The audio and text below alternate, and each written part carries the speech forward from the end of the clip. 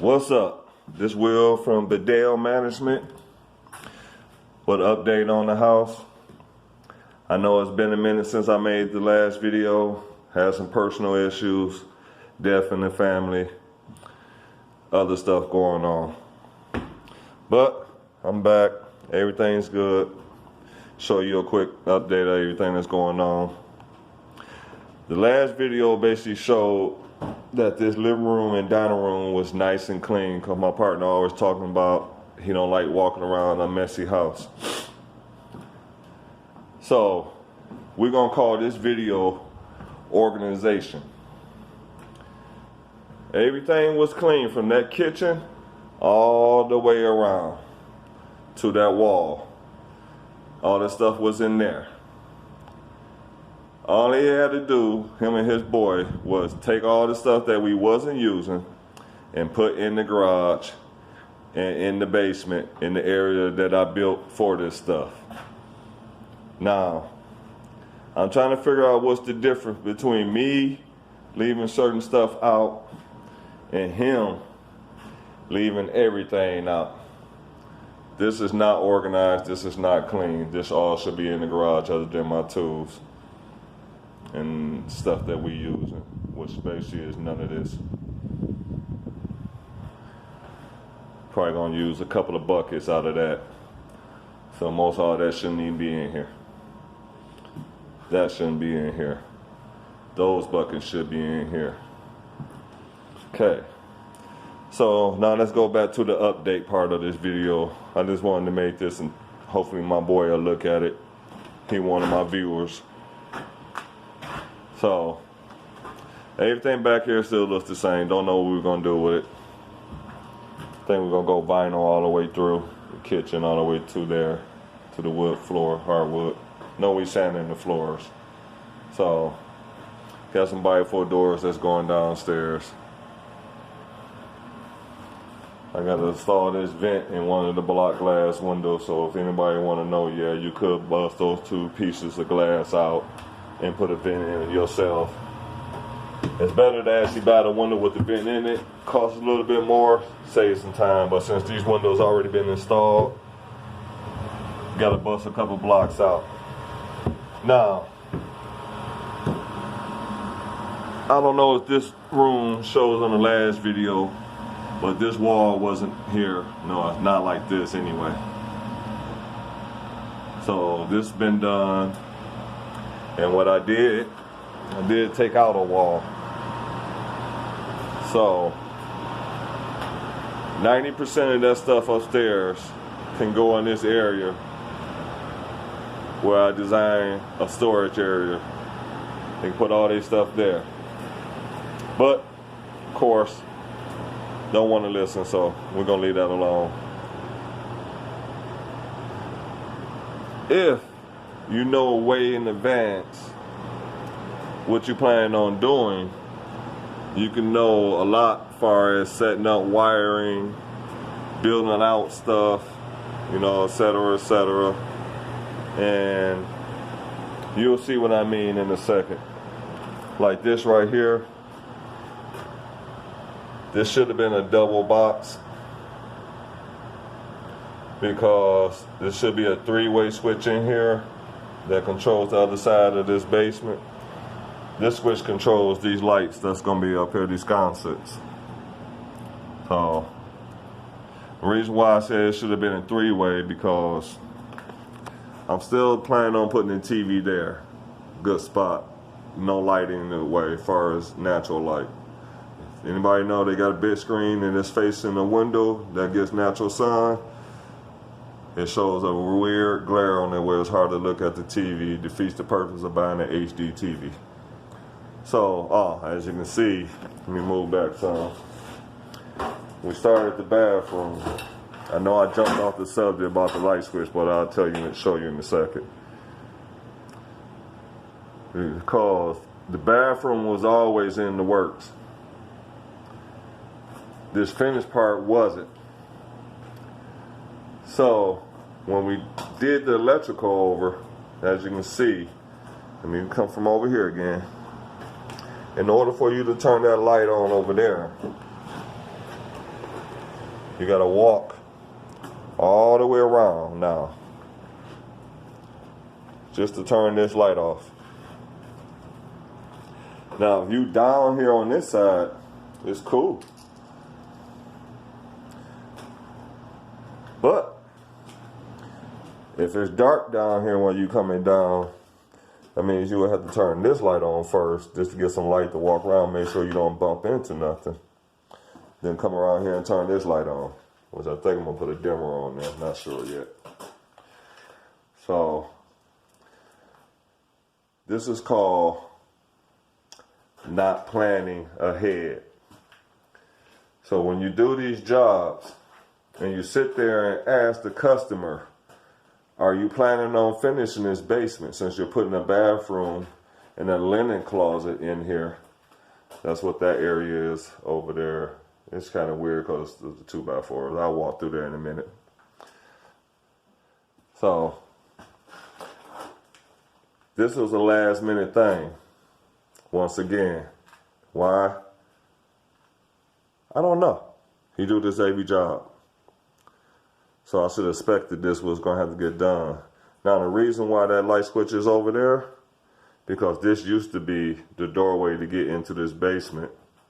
Then there's a pole right here, steel beam pole, and another steel pole right there.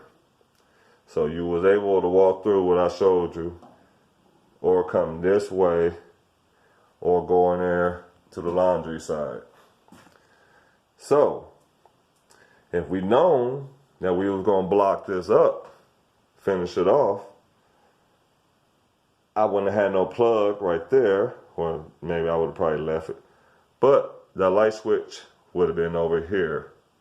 Or I would have left it there and ran a 3-way. So now everything is finished. I can't get a 3-way. I can get it in there, but I'm not going to do it. Because I asked them what they was doing with this basement. And this is a last minute decision. Same thing with that front door up there. If you'll notice that we put the new door up there. But this is how you frame a basement block glass window out. I love doing this because you can put some little decorations and stuff in there. Whatever. Put a little low growing plant or something. Anything. No candles and to make it black on top. Trust me, I know. So let's walk in this bathroom. Bathroom is 7 foot by 7 foot. Shower is 41 inches by 3 feet. So 41 by 36.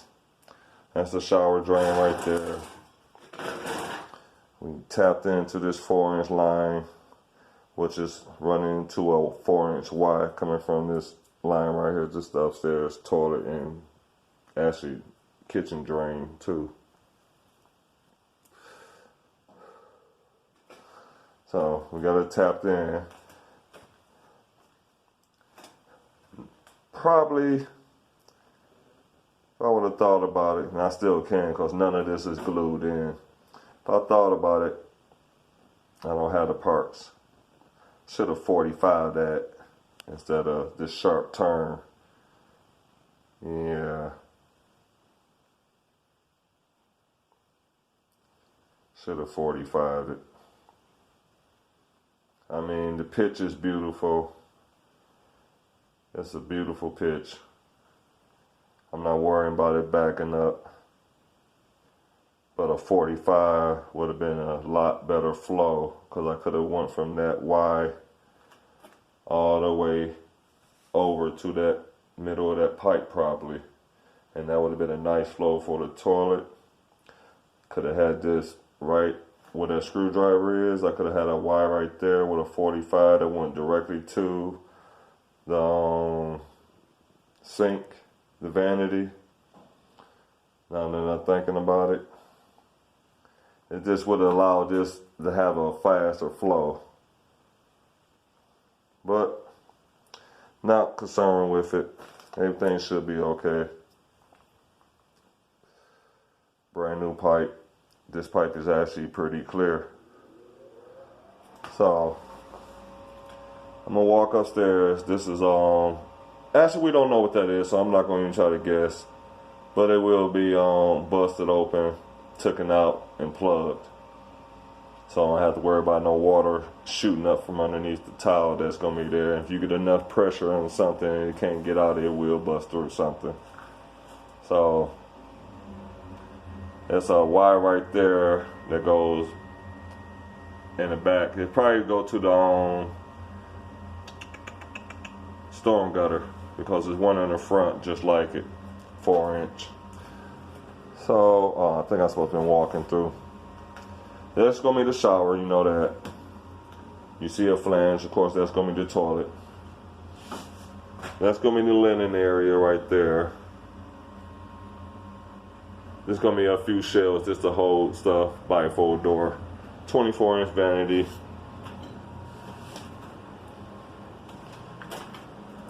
And a 24-inch vanity there. You see that top piece? I had that because I don't have a vent down here, so I need some kind of air so we don't get a vacuum effect. If a lot of water go through that toilet, it'll run through that pipe so fast that it would literally pour the water out of the traps, out of that trap and that trap down there. Then you'll start smelling fumes from the sewer and wonder where it's coming from, because you don't have it properly vented. Normally I'm an old school person. I like to do old school vents, but we in the basement and I can't do it that way. I mean, I can. It's a lot of damn work. I could have took a pipe straight up, out, and went straight into there. That means I have to play with the cast iron, do all that, and I like cast iron because it's quiet. PVC underground, you can't hear it. PVC above ground, you can hear every drop of water that hits it. That's why a lot of people like using cast iron or keeping the cast iron, because it's extremely quiet inside the walls. So, as you can see, we to the point where, like I said, I'm about to glue up everything. Hook this piece up first, then I'm gonna glue everything. Backfill. Excuse me, I don't have the virus. I got sinus, and it's backflowing right now. I got all my loose material right here. This is not dirt. This is good base material. Actually, that it was like 3 or 4 inches of base material. I didn't even have to dig any dirt, but this little bit that's on top of there, and a little bit right there that was kind of high in one area. Other than that, I normally have a pile that's 4 or 5 times bigger than that of dirt, and no base, but a lot of that. So I'm gonna reuse all that base.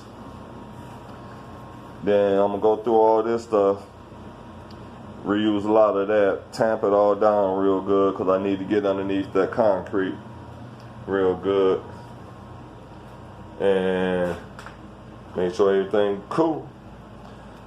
I think I might have to bust this up. I don't know. Don't know. If I can get something packed underneath there real good and get everything concreted, I'll take my grinder, my concrete saw, and saw far down I can and fill it in with some hydraulic concrete fast setting on Quikrete. My battery getting low. Oh, that's to eliminate from any dust, dirt, rocks, stuff getting in the drains. Think about that. I had a job that the whole thing was filled up with the little tiles they had on, the commercial tiles they had on the basement floor from back in the day. 8x8 tile, crushed up, all of the drain, clogging it up every time water hits it. I'm going the wrong way. So I'll be showing you the door before we leave this video. So, as you can see, this is another thing. This was not part of my deal. And people just think, well, you can just put it up.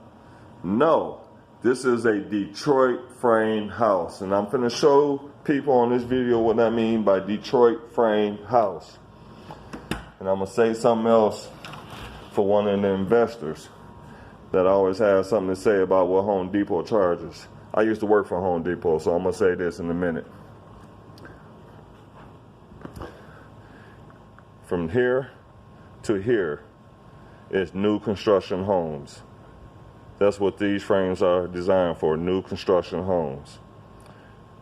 From here to here are Detroit frame homes, because it's 5/8 to 7/8 plaster, and you got a 3/4 lap board over either 2x4 or 2x6.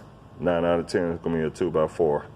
So that brings that out a lot further than what this is. This is 4.5 inches, which is a 3.5 inch 2x4, 1/2 inch drywall, 1/2 inch sheeting. So when Home Depot gives you a quote to install a door, they charge you $179 plus permit taxes to install a new construction door into new construction home. When they have to do this door goes from $179 plus permit to $450 plus permit. Why? Because they have to do a lot of extra work to get this door to fit in here because how wide it is.